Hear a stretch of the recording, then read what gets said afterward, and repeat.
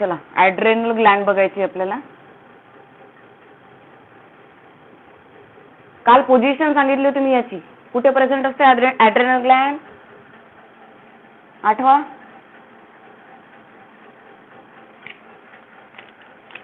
बाळांनो, adrenal Gland कुठे present असते? Yes, upper portion of the kidney. किडनीच्या डोक्यावर जे शिंग काढल्यासारखे दिसतात तुम्हाला, ओके, जे शिंग असतात किडनीच्या डोक्यावर, तिला आपण ॲड्रेनल ग्लँड असं म्हणतो.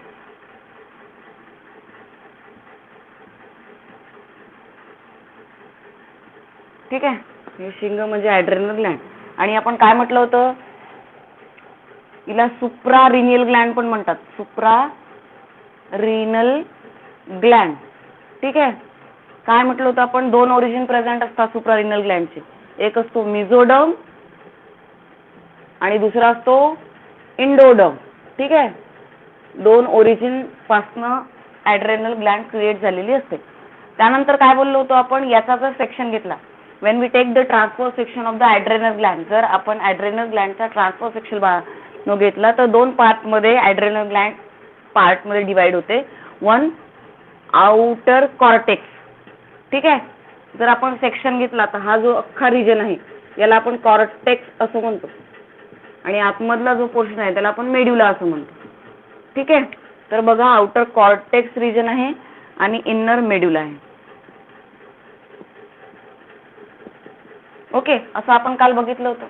त्याच्यानंतर आपण काय म्हणतोय, आउटर कॉर्टेक्स जो रिजन आहे तो 3 लेअर मध्ये डिवाइड झालेला आहे. जी काळ्या यांनी मेन्शन केली आहे तिचं नाव काय सांगितलं होतं मी, झोना ग्लोमेरुलोसा. जे ब्लू यांनी मेन्शन केली आहे तिचं नाव काय आहे, GFR नी आठवण करायला सांगितलं होतं मी तुम्हाला, GFR सांगा. झोना फॅसिक्युलाटा. झेड वरून डोक्यात नका ठेवू, आतमधले जे आहे GFR इंटरनल रेड. सांगा रेडचं नाव, झोना रेटिक्युलॅरिस. अशा 3 लेअर सांगितले होते मी तुम्हाला आणि डोक्यात कसं ठेवायचं आहे, 3 लेअरचे नाव GFR. ठीक आहे, असं डोक्यात ठेवायचं आहे. म्हणजे आता आपण ॲड्रेनल ग्लँडला कापलं, कट केलं आणि कट केल्यानंतर त्याच्या 3 लेअर आपल्याला दिसले. जी आउटर मोस्ट होती तिचं नाव काय दिलं होतं आपण, झोना ग्लोमेरुलोसा. तिच्याबद्दल डिस्कस करू आधी. ठीक आहे, झोना ग्लोमेरुलोसा. हिस्ट्री जॉग्राफी काही घेणं देणं नाही. कुठला हार्मोन रिलीज करते झोना ग्लोमेरुलोसा, मिनरलोकॉर्टिकॉइड. बघा तीनही ज्या ग्लँड आहे ॲड्रेनल कॉर्टेक्स मधून जे हार्मोन रिलीज केल्या जातात त्या हार्मोन्सला कॉर्टिकॉइड्स असं म्हणतात. काय म्हणतात, कॉर्टिकॉइड्स असं म्हणतात. ॲड्रेनल कॉर्टेक्स मधून, काय म्हटलं मी, ॲड्रेनल कॉर्टेक्स मधून जे हार्मोन रिलीज केल्या जातात त्या सगळ्यांना कंबाइनली कॉर्टिकॉइड्स असं म्हणतात. मग आता प्रत्येक लेअर मध्ये वेगवेगळे कॉर्टिकॉइड रिलीज होत आहे. आता जी आउटर मोस्ट लेअर आहे झोना ग्लोमेरुलोसा ते कुठलं कॉर्टिकॉइड रिलीज करते, तर ते रिलीज करते मिनरलोकॉर्टिकॉइड्स. आणि या मिनरलोकॉर्टिकॉइड्स हार्मोनचं काम काय आहे, अँड्रोजेन प्रोड्यूस करणं. अँड्रोजेन्स प्रोड्यूस करणं. अँड्रोजेन नावाचा मेन मिनरलोकॉर्टिकॉइड प्रोड्यूस होतं इथे, डोक्यात ठेवा. झोना ग्लोमेरुलोसा मिनरलोकॉर्टिकॉइड नावाचा हार्मोन प्रोड्यूस करते आणि त्याचं काम असतं अँड्रोजेन्सचं सिक्रिशन वाढवणं. त्याचं काम काय आहे, अँड्रोजेनचं. हा मेन मिनरलोकॉर्टिकॉइड आहे अँड्रोजेन. या अँड्रोजेनचं काम किंवा या मिनरलोकॉर्टिकॉइडचं काम काय असतं, ब्लड मध्ये कोणाचं प्रमाण वाढवणार आहे, सॉल्ट आणि वॉटरचं बॅलन्स मेंटेन करणं. सॉल्ट आणि वॉटरचं बॅलन्स मेंटेन करणं. आणि दुसरं काम सोडियम पोटॅशियम लेवल मेंटेन करणं. एवढ्याच गोष्टी लक्षात ठेवायच्या त्याच्यात, मेंटेन. बघा काय म्हटलं मी, झोना ग्लोमेरुलोसा ही आउटर मोस्ट लेअर आहे. तिने जो हार्मोन रिलीज केला त्याचं नाव मिनरलोकॉर्टिकॉइड्स आहे. मेन मिनरलोकॉर्टिकॉइड अँड्रोजेन आहे. या मिनरल कॉर्टिकॉइडचं काम आहे सॉल्ट आणि वॉटरचं बॅलन्स मेंटेन करणं, आणि दुसरं काम आहे सोडियम पोटॅशियमचं लेवल मेंटेन करणं. सोडियम पोटॅशियम कसं मेन्शन करतो आपण? सोडियम पोटॅशियम असं. ह्या सोडियम पोटॅशियमचं बॅलन्स मेंटेन करण्याचं काम या मिनरल कॉर्टिकॉइडचं असतं. क्लिअर आहे का? क्लिअर आहे का बाळांनो? ठीक आहे. शॉर्टकट मध्ये त्यातले फक्त आपल्याला पॉइंट उचलायचे आहे, जास्त थेरी वाचत बसायची नाहीये. सेकंड लेअरचं नाव काय आहे? सेकंड लेअरचं नाव काय आहे? झोना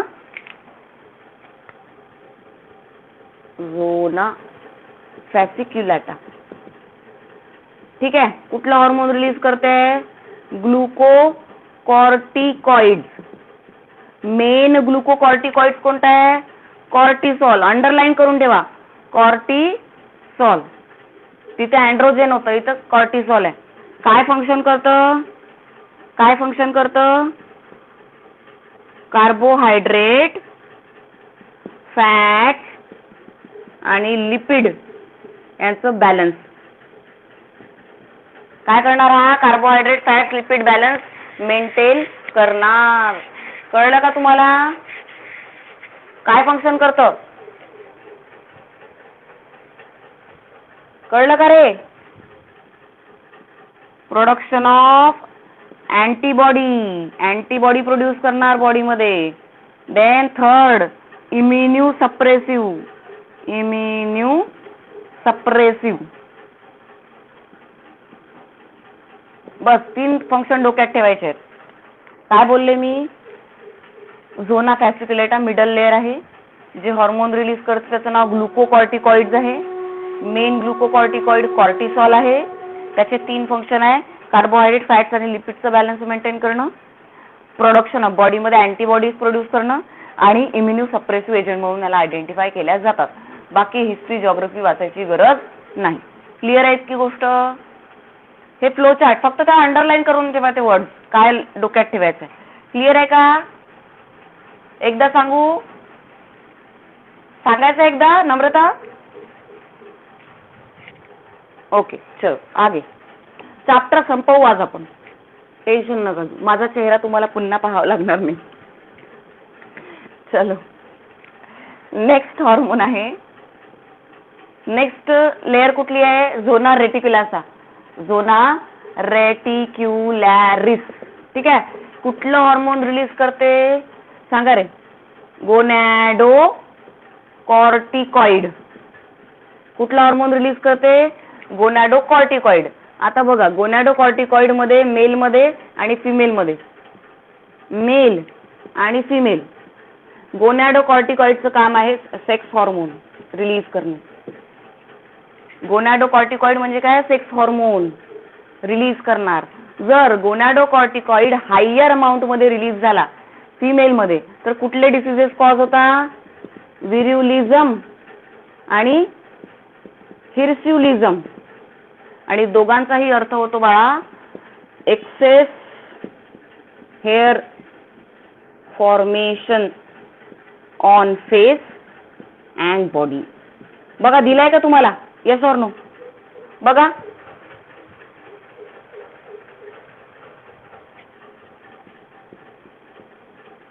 सांगा रे. गायनाई कॉस, काय नाव आहे? गायनाई कॉमॅस्टिया. मेल मध्ये कुठला डिसीज कॉज होतो? काय डोक्यात ठेवायचं ते सांगते फक्त मी. याच्यावर क्वेश्चन विचारतात विरुलिझम आणि हिरस्युलिझम वर. अंडरलाईन करा त्याला, विरुलिझम आणि हिरस्युलिझम. विरुलिझम किंवा हिरस्युलिझमचा अर्थ होतो बाळांनो एक्सेस हेअर फॉर्मेशन होणं फेसवर आणि बॉडीवर. गायनॅकोमॅस्टिया म्हणजे काय? की मेल मध्ये ब्रेस्ट डेव्हलप होणं. ब्रेस्ट डेव्हलप, मेल मध्ये ब्रेस्ट डेव्हलप झालेली नसते. बट जर गोनॅडोकॉर्टिकॉइडचं प्रमाण बॉडीमध्ये, मेलच्या बॉडीमध्ये वाढलं तर काय होणार? गोनॅकोमॅस्टिया नावाचा डिसीज होणार त्यांना. आणि गोनॅकोमॅस्टिया नावाच्या डिसीजचा सिम्पटम काय असतो? तर मेल मध्ये ब्रेस्ट डेव्हलप व्हायला लागतात. क्लिअर आहे का इतकी गोष्ट? ओ गॉड वेट. क्लिअर आहे का इतकी गोष्ट?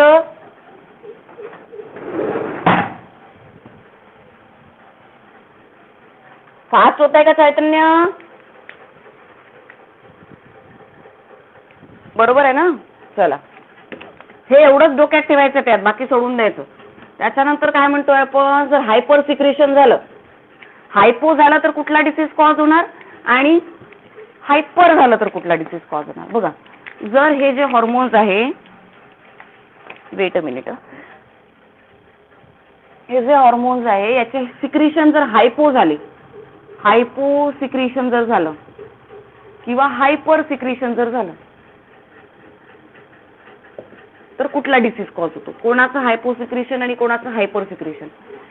ठीक आहे, चला हायपो सिक्रेशन मध्ये कोणाकोणाचं हायपो सिक्रेशन दिले, मिनरलो कॉर्टिकॉइड, फ्लो चार्ट बनवून स्टडी करायचा, आणि ग्लुको कॉर्टिकॉइड याचं जर सिक्रेशन कमी झालं, या दोघांचं जर सिक्रेशन कमी झालं तर काय होणार, काय होणार, ब्लड प्रेशर लो होणार.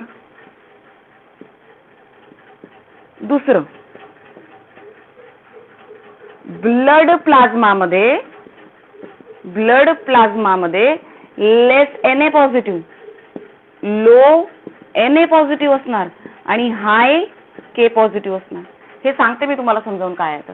आणि जर सिक्रेशन जास्त झालं, जर सिक्रेशन जास्त झालं कोणाचं रे, ग्लुकोकॉर्टिकॉइडचं, ग्लुकोकॉर्टिकॉइडचं सिक्रेशन जर जास्त झालं, या डिसीजचे नाव नाही लिहून दिले का मी, याला ॲडिन्सन डिसीज म्हणतात, ॲडिन्सन डिसीज. आणि हा कुशिंग डिसीज, ते खाली लिहिते, कुशिंग डिसीज. बघा याच्यावर क्वेश्चन विचारलेला एक्झाम मध्ये. हा, ग्लुकोकॉर्टिकॉइड की कोणाचं हायपोसिक्रेशन झालं तर ॲडिन्सन डिसीज कॉज होणार, कोणाचं मिनरलोकॉर्टिक आणि ग्लुकोकॉर्टिकॉइडचं सिक्रेशन जर हायपर झालं तर ॲडिन्सन डिसीज कॉज होतो. इथे बघा, हायपर सिक्रेशन कोणाचं, जर ग्लुकोकॉर्टिकॉइडचं जर जास्त सिक्रेशन झालं तर काय होणार, ब्लडमध्ये, ब्लडमध्ये पहिला इफेक्ट बीपी हाय होणार. दुसरी गोष्ट, ब्लड प्लाझ्मामध्ये बाळांनो हाय Na असणार, सोडियम म्हणजे सॉल्ट ना, आणि लो काय असणार, पोटॅशियम, आणि त्याचं नाव आहे कुशिंग डिसीज. बघा आता शांततेने बघा, हायपोसिक्रेशन जर मिनरलोकॉर्टिकॉइड आणि ग्लुकोकॉर्टिकॉइडचं सिक्रेशन लेस झालं तर काय होऊ शकते, बीपी मध्ये प्रेशर लो होणार, बीपी लो होणार. बीपी का बरं लो होणार याचं कनेक्शन बघा इथे, जर ब्लड मध्ये सोडियम कमी आहे, जर बाळांनो माझ्या बॉडीमध्ये सोडियम कमी आहे, सॉल्ट कमी आहे, तर माझा बीपी कसा असणार रे, कॉमन सेन्स आहे. लो बीपी वाल्यांना मीठ साखर पाणी घ्यायला लावतात ना डॉक्टर, येस ऑर नो, का बरं, कारण की ज्यांच्या बॉडीमध्ये सॉल्टचं अमाऊंट कमी असतं त्यांना लो बीपीचा त्रास होतो, ज्यांच्या बॉडीमध्ये सॉल्टचं अमाऊंट कमी असतं त्यांना लो बीपीचा त्रास होतो. म्हणजे जर बॉडीमध्ये Na पॉझिटिव्ह म्हणजे सोडियम कमी असेल तर ऑब्विसली बीपी कसा असेल, लो असेल. आणि जर सोडियम ब्लड मध्ये जास्त कमी आहे तर त्यावेळेस पोटॅशियम ही हाय असते, अपोजिट चालतात दोघं एकमेकांच्या, सोडियम पोटॅशियम एकमेकांच्या अपोजिट चालतात. जर सोडियम लो आहे तर त्यावेळेस ब्लड मध्ये पोटॅशियम हाय असणार. एवढा डिफरन्स कळला का तुम्हाला, येस ऑर नो. ठीक आहे, तर या डिसीजला आपण ॲडिन्सन डिसीज म्हणू.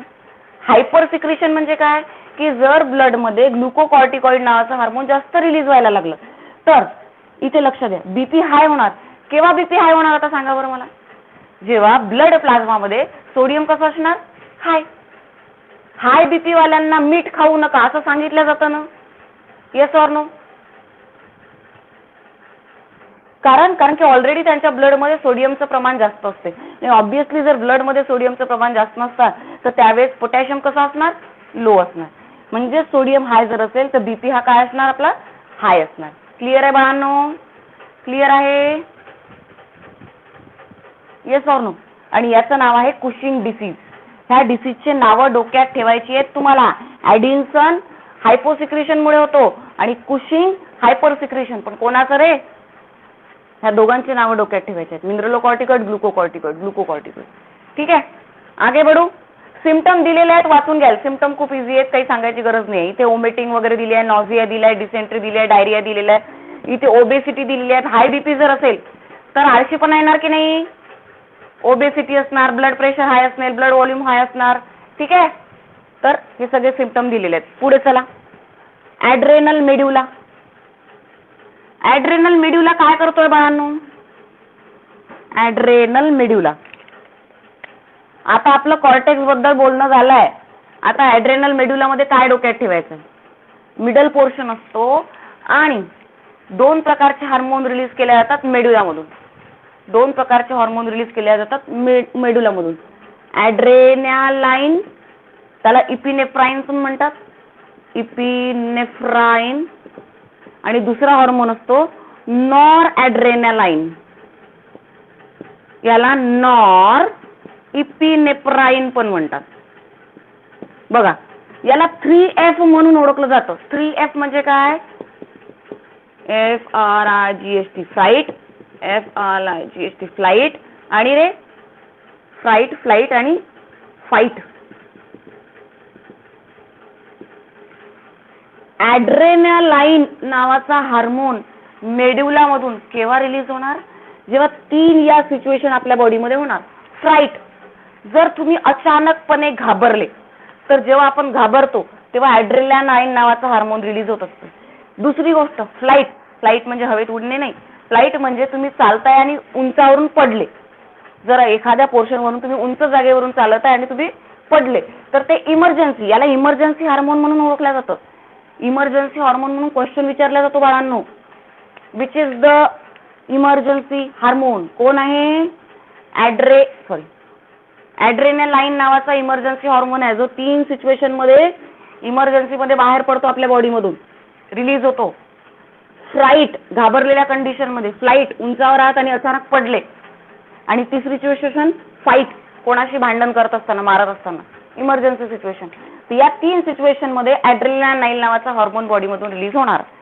नॉर ॲड्रेनालाइन केव्हा रिलीज होतो, याला वॅसो कॉन्स्ट्रिक्टर असं म्हणतात. याला काय म्हणतात, वॅसो कॉन्स्ट्रिक्टर. सांगा तुम्हाला, मी वॅसो कॉन्स्ट्रिक्टर बद्दल काहीतरी सांगितलं होते, आठवा. कोणाचं काय काम आहे याचं, रेग्युलेट बीपी, बीपीला रेग्युलेट करण्याचं काम आहे. एडीएच होतो ना, आठवा.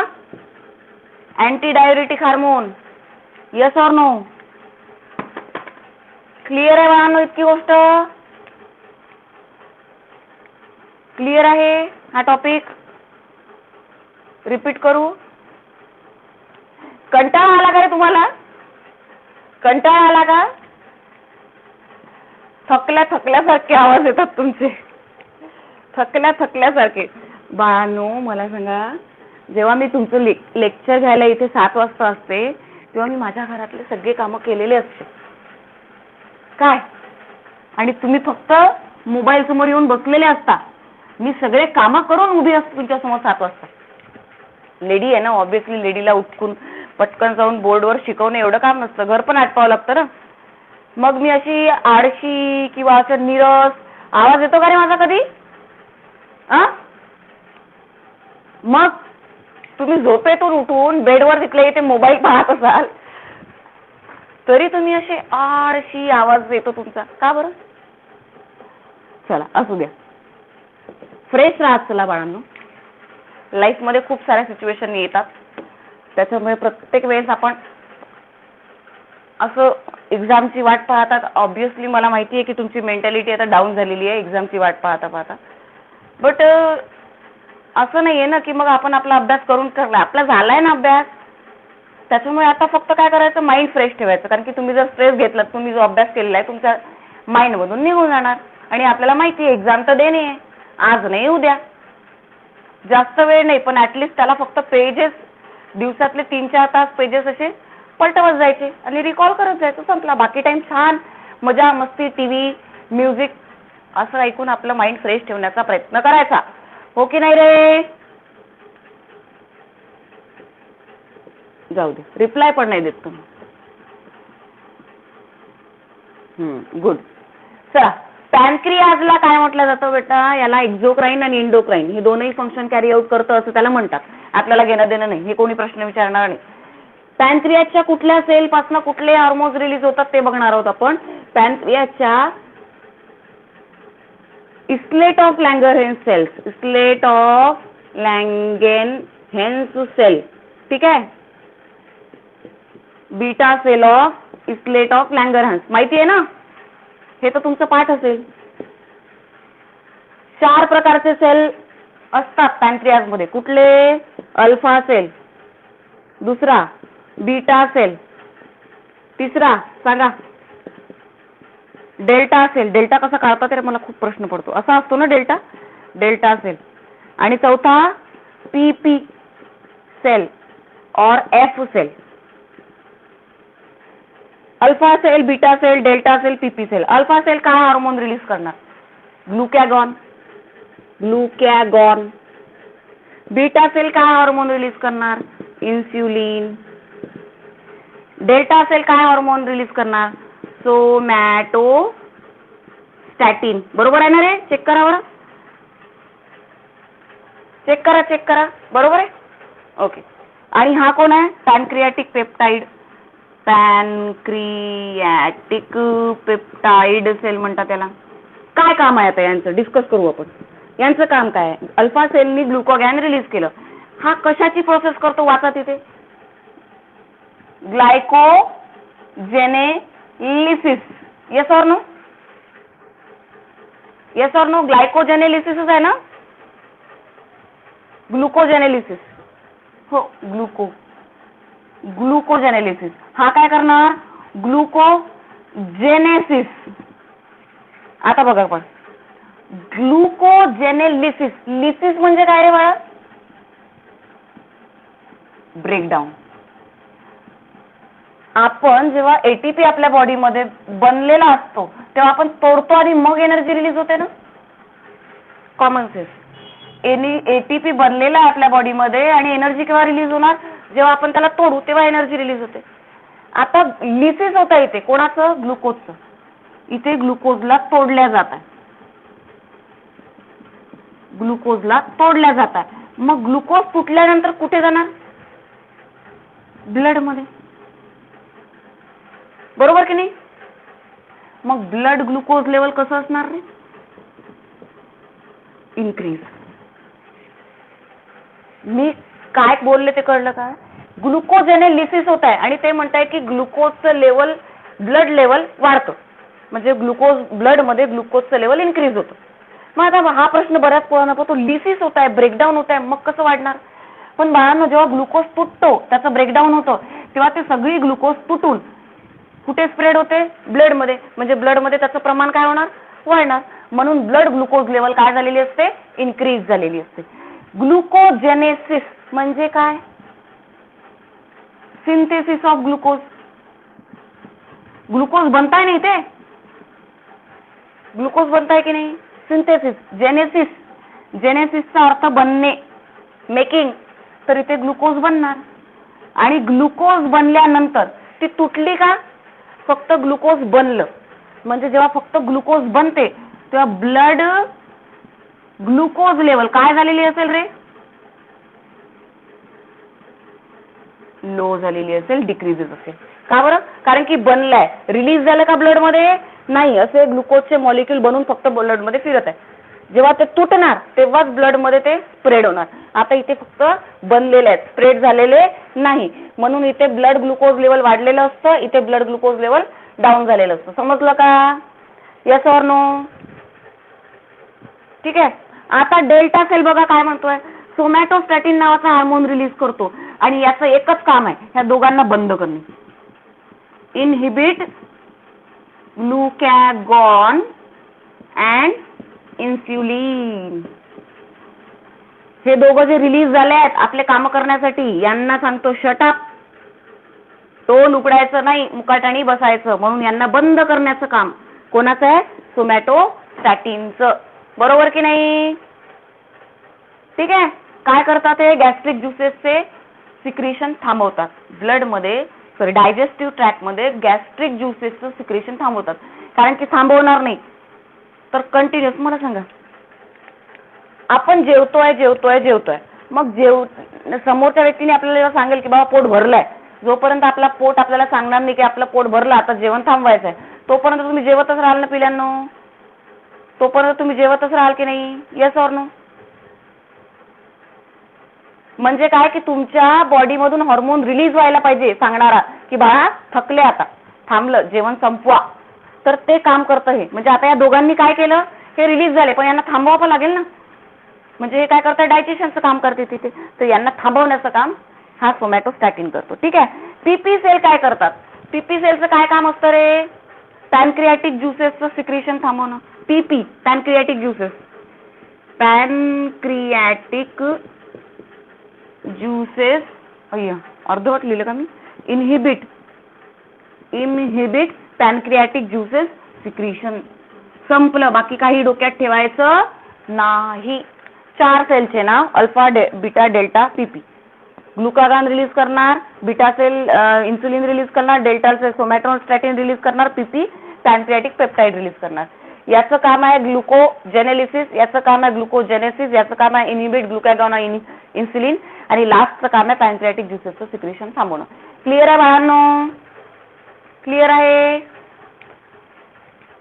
ओके, चला नेक्स्ट बघू आपण.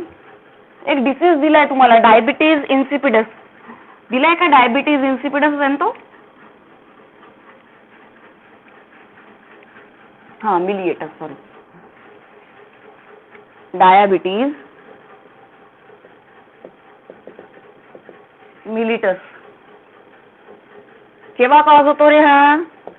इन्सुलिन प्रोडक्शन जेव्हा स्टॉप होणार, जेव्हा पॅनक्रियाटिक सेल इन्सुलिनचं प्रोडक्शन करणं थांबवतं, तेव्हा तो पेशंट काय होणार? डायबिटिक होणार. तो पेशंट काय होणार? डायबिटिक होणार. याचे 2 प्रकार दिले आहे तुम्हाला बघा. चाइल्ड मध्ये कुठला होतो? चाइल्ड मध्ये होणाऱ्या डिसीजचं तुम्हाला दिलेलं आहे IDDM, आणि दुसरा काय दिलंय? NIDDM. याचे फक्त लॉंग फॉर्म डोक्यात ठेवा, बाकी काही डोक्यात ठेवायची गरज नाही. काय लॉंग फॉर्म आहे याचा? इन्सुलिन डिपेंडंट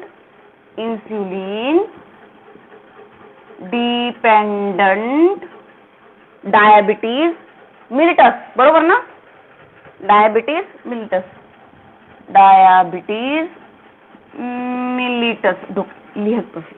आता लिहत नाही पूर्ण. चाइल्ड मध्ये हा होतो. का बरं होतो? काही घेणं देणं नाही. इन्सुलिनचं प्रोडक्शन थांबतं, आणि इन्सुलिनचं प्रोडक्शन थांबल्याने ऑब्विसली बाळांनो ब्लड मध्ये ग्लुकोजचं काय होणार रे?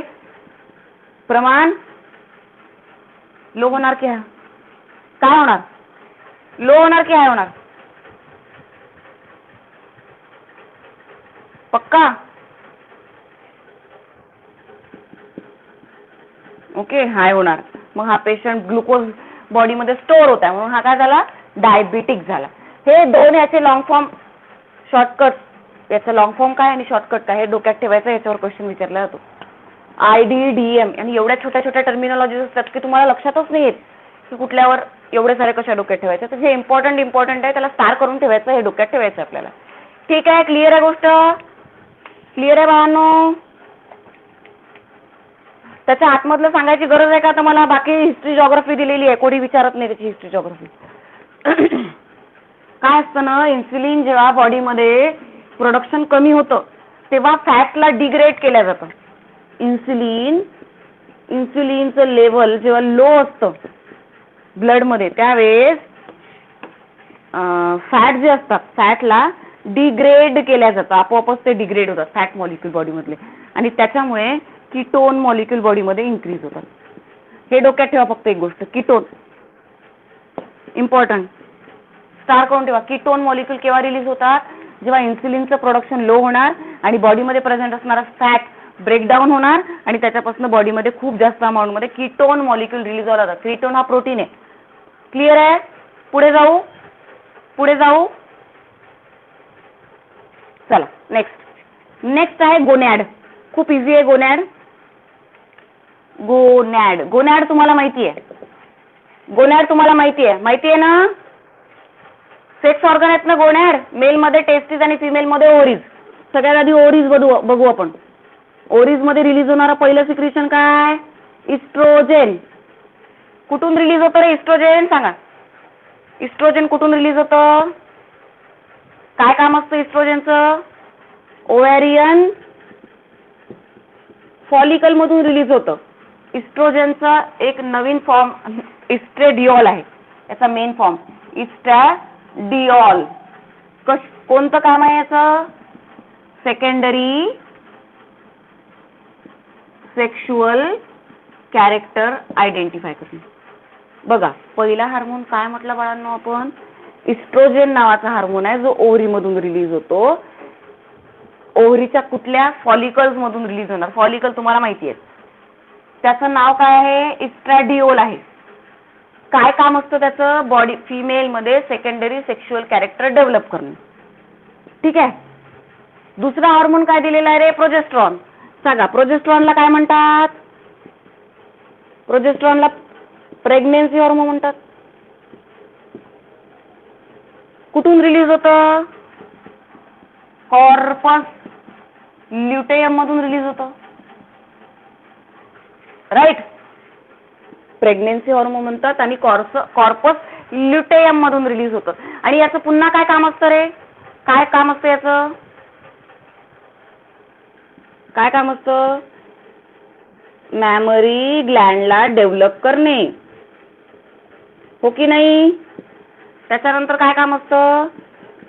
इंडोमेट्रियम जे आहे युटेरसची जी इंडोमेट्रियम आहे मेट्रियम त्याची थिकनेस मेंटेन करणं, जाडी. कारण की जेवढा इंडोमेट्रियम थिक राहील तेवढी प्रेग्नन्सी कॅरी होईल. जर इंडोमेट्रियम ब्रेक झाला, मेन्स्ट्रुअल सायकल का बरं कॉज होत असते? मेन्स्ट्रुअल सायकल का बरं कॉज होत असते सांगा? मेन्स्ट्रुअल सायकल का बरं कॉज होते?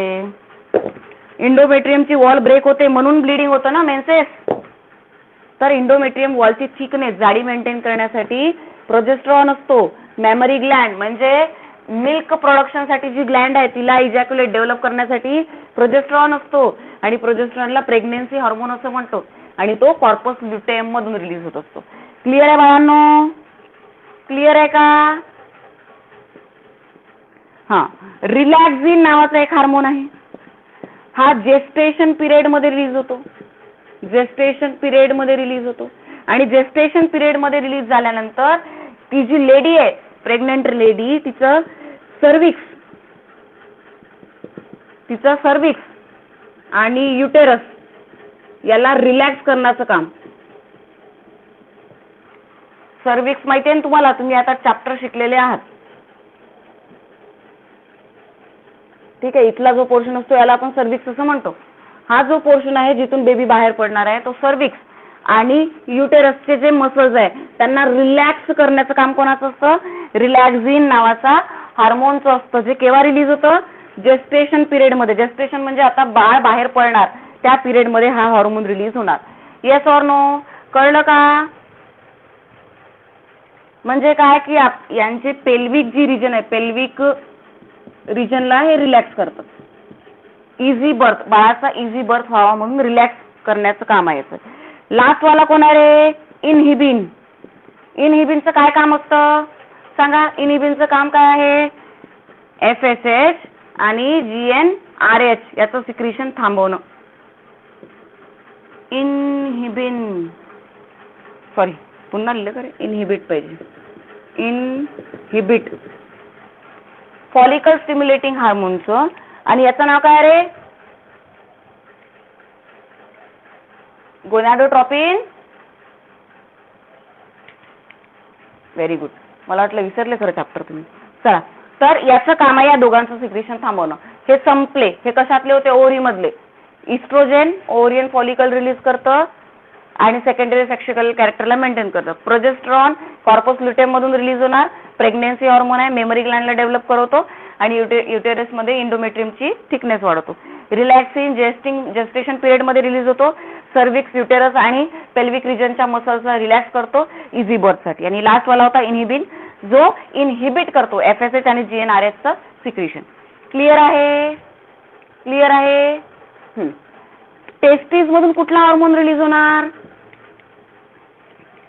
Very good. टेस्टेस्ट्रॉन. काही लिहून द्यायची गरजच नाहीये. तो पाठांतर झालेला आहे तुमचं. हो ना? testes, androgens as a testosterone. काय काम आहे? सेकंडरी सेक्शुअल कॅरेक्टर डिटरमाइन करणे. सेकंडरी सेक्शुअल कॅरेक्टर डिटरमाइन करण्यासाठी हा असतो रे, हो की नाही? कुठल्या सेल मधून रिलीज होतो हा? लेडीज सेल मधून रिलीज होतो, बरोबर ना? इंटरस्टिशियल सेल म्हणतो ना आपण त्याला. लेडीज सेल मधून रिलीज होणारा, इंटरस्टिशियल सेल मधून रिलीज होणारा हार्मोन अँड्रोजन. खतम बात. क्लिअर? काहीच डोक्यात ठेवायचं नाही हार्मोनचं नाव. ओके, आगे बढ़ते हैं. चलो नेक्स्ट क्या दिया है? प्लासेंटा. आज माझी बॅच होणार की नाही यार? सगळे मार्कर संपले माझे. प्लासेंटा. हा, प्लासेंटा काय असतं रे? फोइटस आणि युटेराइन वॉलच्या मध्ये असलेलं एक मीडिएटर प्रेझेंट असतं. ठीक आहे, बरोबर की नाही? सांगायची गरज आहे का? हे काही विचारलंही जात नाही पेपरमध्ये. काय आहे? फोइटस आणि मदरचे जे युटेरस आहे, मदर युटेरस, याच्यामध्ये असलेलं कनेक्शन म्हणजे कोण? प्लासेंटा. बरोबर की नाही? कुठले हार्मोन रिलीज करतो? GnRH. सांगा कुठले कुठले हार्मोन रिलीज करतो? LH. बघा दिलेले आहेत का? GnRH, LH, पुन्हा प्रोजेस्टेरॉन, इस्ट्रोजेन. सेम सेम वही चलेगा. Progesterone, progesterone, oestrogen. पुन्हा कोण असतं रे? 2-4 लिहून टाकायचे, सुट्टी का. जास्त काही डोक्याला संताप द्यायचा नाही. प्लासेंटावर क्वेश्चन विचारला जात नाही बेटा. क्लिअर आहे तुम्हाला? काहीच दिलेलं नाहीये प्लासेंटामध्ये. फोइटस आणि मदरच्या युटेरस मध्ये असलेलं कनेक्शन म्हणजे प्लासेंटा आहे. ते कुठले हार्मोन रिलीज करतात? Human chorionic acid hormone release करतात. हे चुकीचं लिहिलं मी. HCG रिलीज करतं. LH ल्युटेनायझिंग हार्मोन, प्रोजेस्टेरॉन आणि इस्ट्रोजन. क्लिअर आहे? क्लिअर आहे? ठीक आहे, याच्यामध्ये जास्त काही वाचायची गरज नाही. लास्ट टॉपिक आहे तुमचा gastro interstitial Gland. Gastro interstitial नाही, चुकलं काहीतरी. ग्लँड काय दिलेलं आहे? Intestinal Gland, sorry, intestinal Gland. ठीक आहे, कुठे प्रेझेंट असतात गॅस्ट्रो इंटेस्टिनल ग्लँड?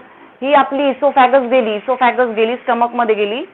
स्टमक मध्ये गेल्यानंतर ही अशी पिशवी आहे स्टमकची.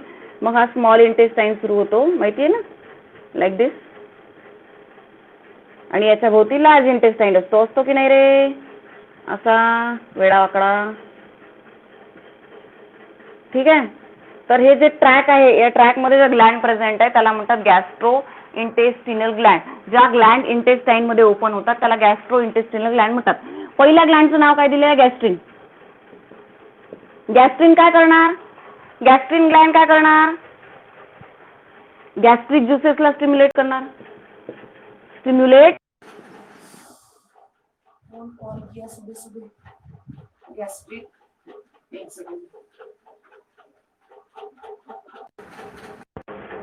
बोल, लेक्चर सुरू आहे. हो,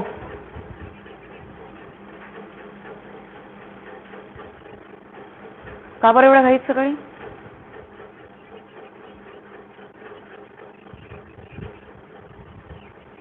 बरं ठीक आहे, मी 2 वाजता येईल. पण मग आता माझी बॅच येते, मी काय करू? ठीक आहे.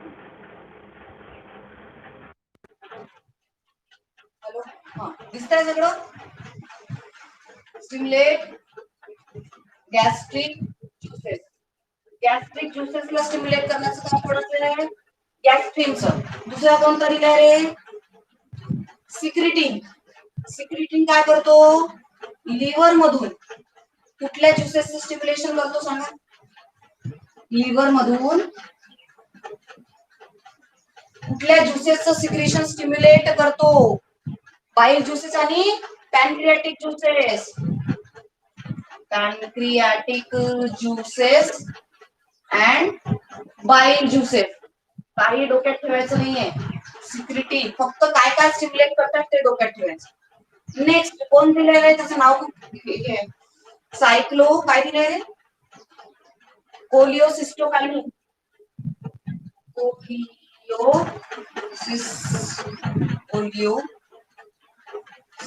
कोलिओसिस्टोकायनिन ठीक आहे.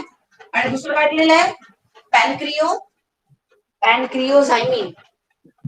पॅनक्रिओझायमिन याचं काय काम आहे सांगा. एक एक लाईन मध्येच दिलेलं आहे. काही डोक्याला समजत नाहीये. काय करणार हा लिव्हर सेल मधून बाईल सिक्रिशन रिलीज करायला सांगणार. लिव्हर सेल मधून बाईल सिक्रिशन रिलीज करायला सांगणार. त्याच्यानंतर कुठला दिलेला आहे एंटेरोगॅस्ट्रियम. काय दिलेलं आहे वाचा. Gastric inhibitory peptide. Gastric inhibitory peptide सांगा. नावामध्ये दिलाय सगळं काय जे काही. GIP म्हणतो नाही पण काय काम आहे याचं. काय काम आहे याचं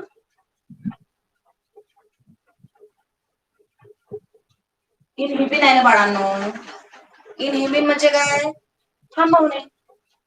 इनहिबिट आता गॅस्ट्रिक म्हटलंय कोणाचं सिक्रेशन थांबवणार. साधी गोष्ट आहे. Inhibit gastric juices. टेन्शन नका घेऊ. सगळं लिहून झाल्यावर समजावून सांगते. मला वाटत होतं की मॅडम काय करताय. काही याच्यासाठी करताय की आपल्याला संपवायचं आहे ना. एकदा रिपीट. किडनी मधून कुठले रिलीज होणार सांगा. इरिथ्रोपोएटिन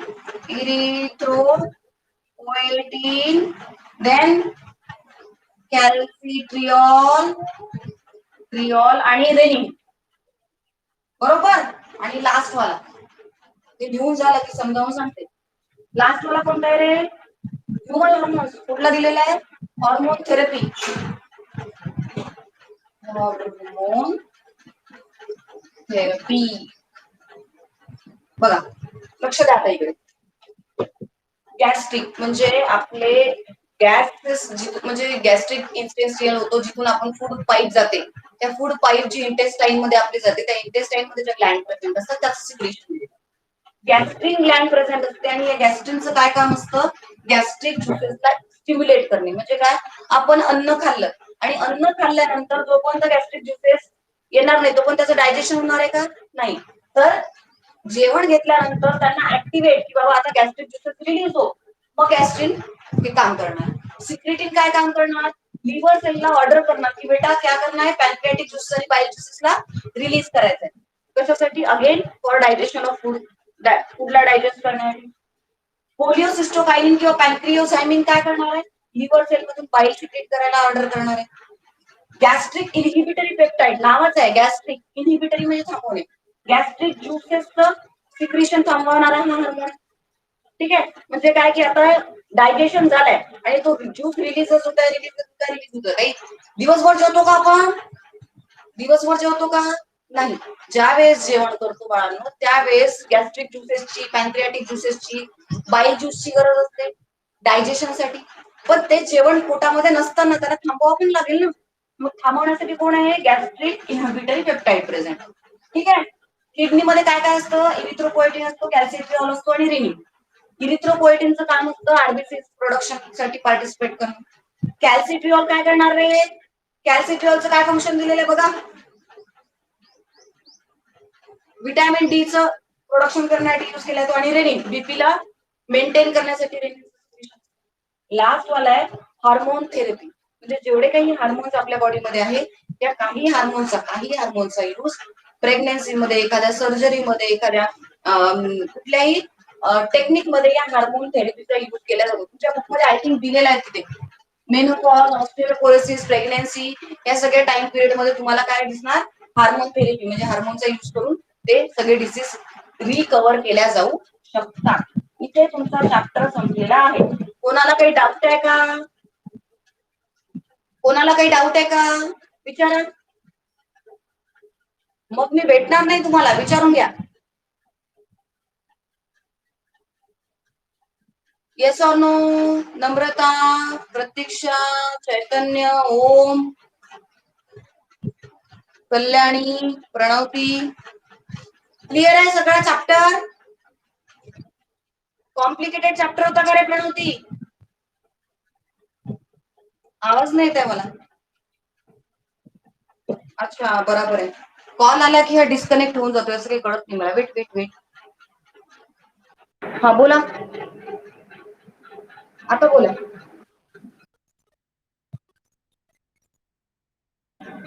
इन्सुलिनचं जास्त लेवल झालं तर ब्लड मध्ये ग्लुकोज लेवल कमी होणार, तुम्हाला चक्कर येणार, बीपी लो होणार. बघा, आपल्या बॉडीमध्ये जर ग्लुकोजचं प्रमाण कमी झालं, ग्लुकोज बनवणे हे इन्सुलिनचं काम नाही, बरोबर की नाही?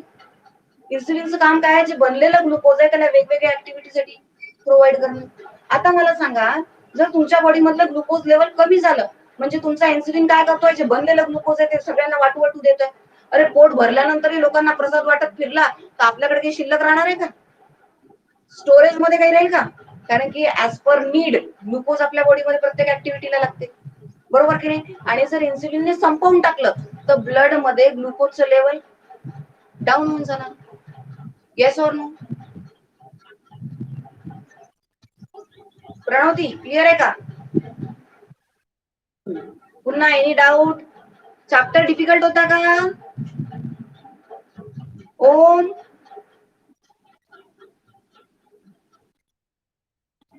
इझी होता ना? मॅडमसाठी सगळंच easy. फाल्गुनी, समजलाय का चॅप्टर? ज्या पद्धतीने शिकवला त्या पद्धतीने डोक्यात ठेवाल म्हणजे आठवणार. जर line to line, word to word जाल तर समजायला डिफिकल्ट जाणार. व्हिडिओ तुमच्याकडे रेकॉर्डेड असतात, ते व्हिडिओ बघायचे. एखादा टॉपिक जर अनक्लिअर असेल किंवा आठवत नसेल मॅडमनी काय शिकवलं तर त्यावेळेस ते व्हिडिओ जे रेकॉर्डेड आहे ते बघायचे.